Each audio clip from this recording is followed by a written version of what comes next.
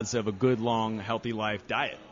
Those are the people that tell us that running is good for you. Well, In actuality, yeah, it's not. you got to watch those knees, baby. See? Yeah, That's why I don't run, Chris.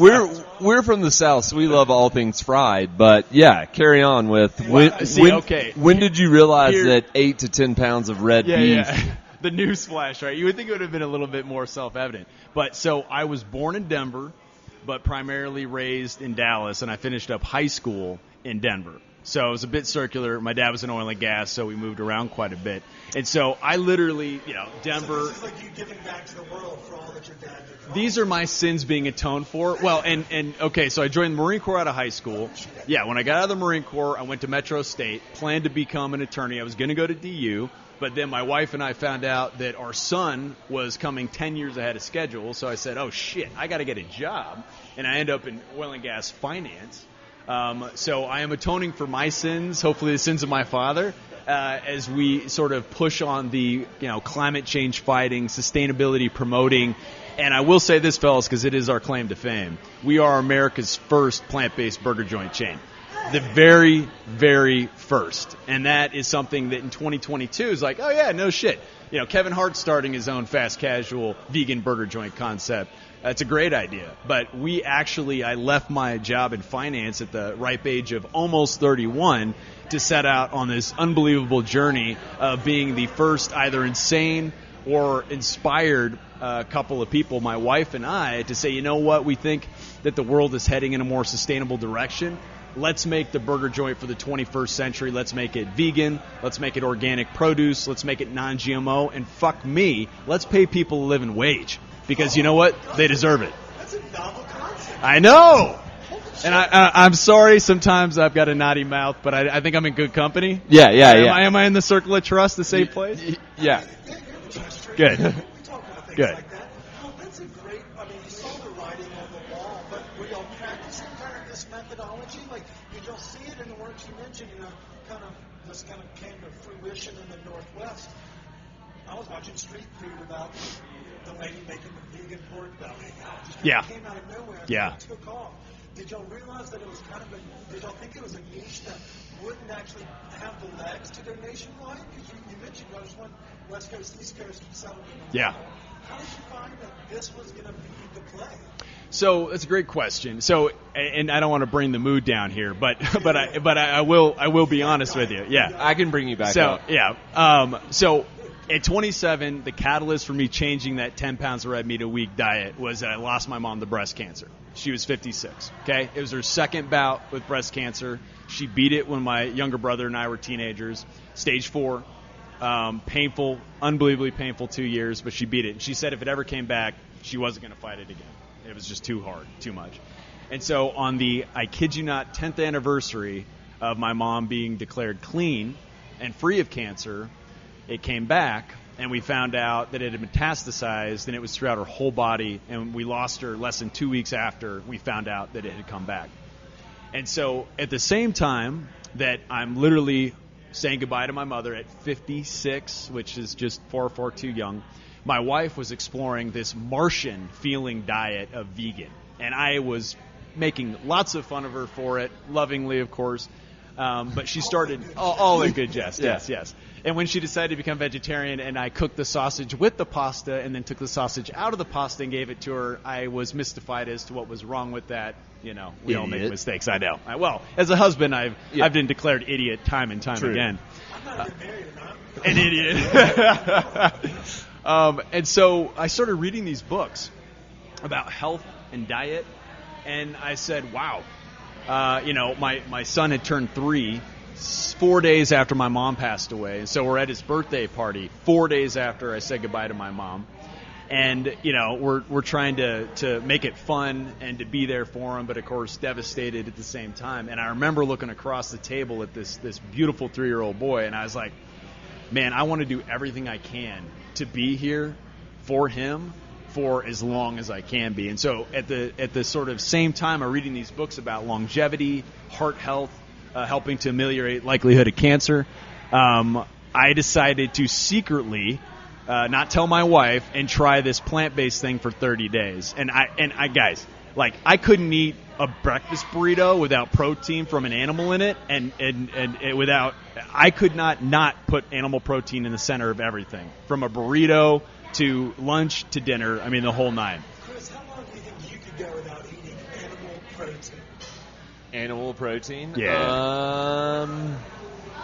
I mean, it depends on some circumstances, but I think I could push the limit. All right, so you're headed to San Diego this weekend. Fuck you, first off. That's So nice here, though. I know. I mean, to be honest, this is the weather I need Yeah. right now. Like, so over the heat. Heat, yeah. But Chris is going to like balmy 75 Yeah. and sunny. So Yeah. fuck him. Yeah. Okay, when you get back, I'm going to start the day after rare. You want to see who can go longer on a plant on an animal-free diet.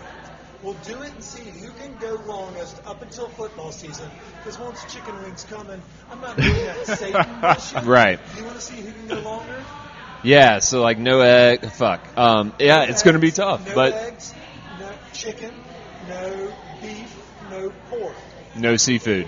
No, wait. Can we have seafood? Well, okay, so that's funny you just said that, because the 30 days that I started with, I kept seafood in my diet. Okay. Because I was like, oh, that's, I can that's do that. Yeah, yeah. Let's call them the Gruyter bag. Yeah, The Gruyter challenge. and Gruyter. but here's what I'll warn you guys, okay? Because 30 days I was like, man, that's a long time, right? But I'm gonna try it because it's worth trying it. And 2 weeks into it, I got hooked. I felt great.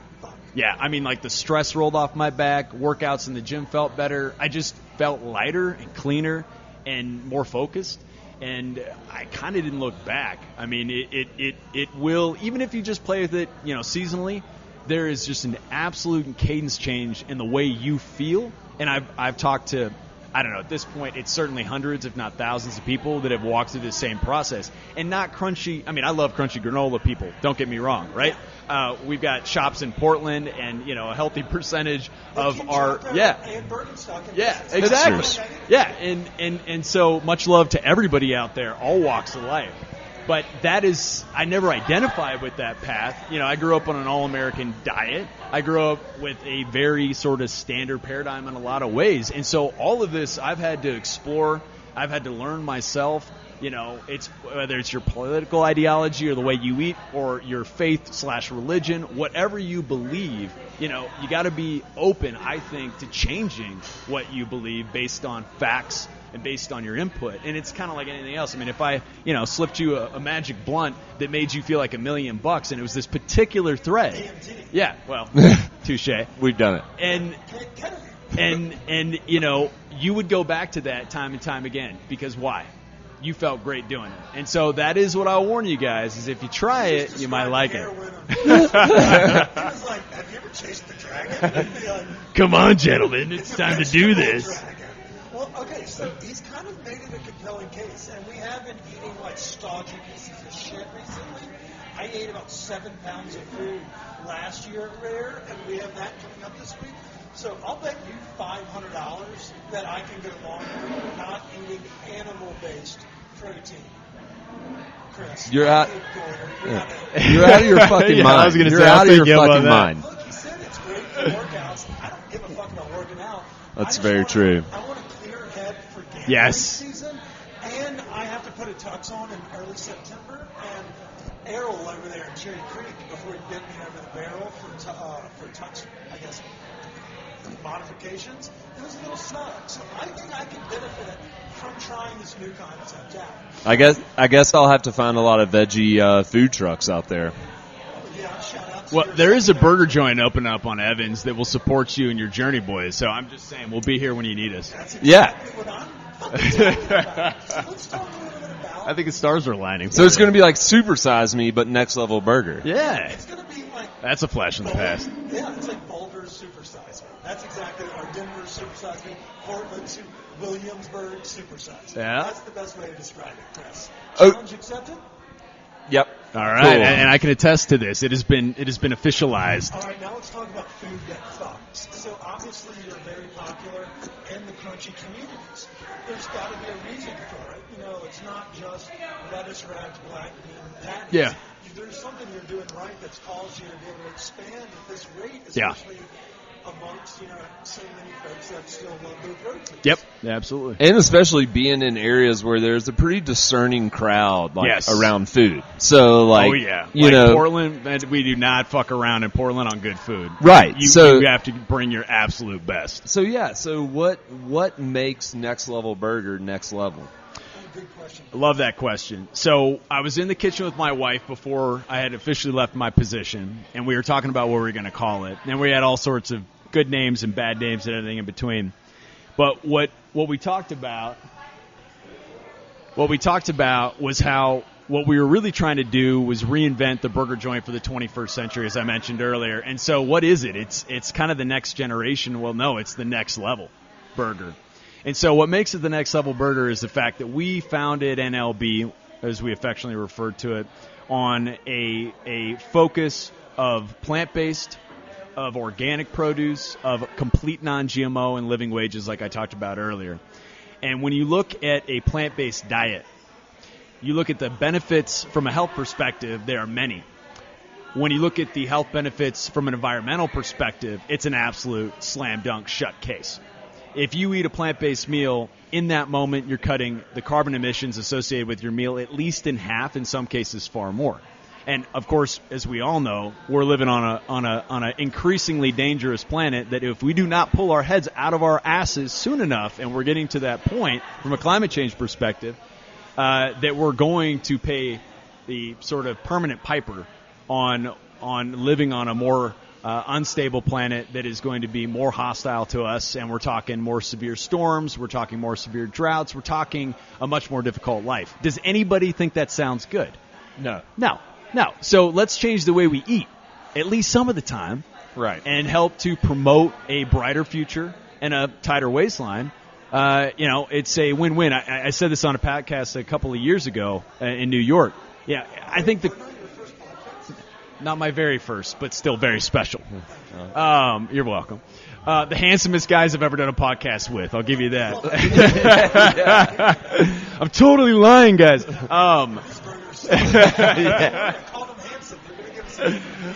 But at the end of the day, you can preach to the choir and only get so far. And so what, as I mentioned earlier, I'm so proud of is the fact that people from so many different walks of life walk into our restaurant 7 days a week. And that it's not about what you look like or where you came from, what you believe. It's about coming in and making a better choice in that moment for yourself and for the planet. And so, is the question, why eat plant-based? No. I think the question is, why not? At least some of the time. It tastes amazing. It's awesome for you and the environment. I mean, who's losing in that equation? And if you can kind of bridge that gap for somebody to come in and say, like, hey, let me try this plant-based food one time. Exactly. Chances are, if it's good, they might increase that. Yep. So it's like, where else can I try more plant-based products and things like that? It's those concentric circles, the old adage of throwing a stone into the pond and watching those concentric circles move out. And the thing is, guys, we're all making a difference every fucking day. Right. We're making a difference for better or for worse.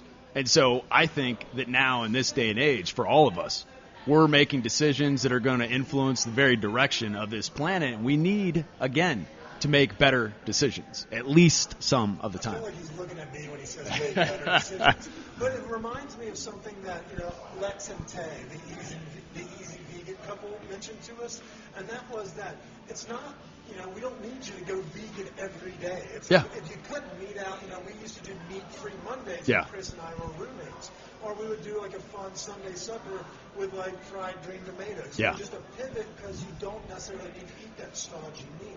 Yeah. But it makes it so much easier when you have that danker alternative. Yeah, absolutely. So give me the truth. What's the most number one seller? If somebody's like, I'm going to go try out this plant-based burger.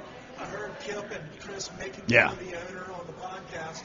But he was who's also handsome, I might add. Got a face for radio. Yeah. Welcome. That's why we don't do bloggers. You won't find us on TikTok blowing it up. Oh, come on, guys. We've tried TikTok. There's fucking kids over there. Oh yeah, you're gonna get owned on TikTok. Yeah, it's not for the faint of heart unless you're under 21. Best case scenario, probably. Don't you love the 45-year-old guys on TikTok dancing though? I mean, my gosh. But for real, what is the moving, the biggest seller? Are we still still doing like a sweet potato French fry or tater tots? So, Can you get that full burger experience? So there are two answers to that question. Burger-wise, it is either the Maverick, which is a Beyond Stack with our onion rings, our special sauce, all sorts of right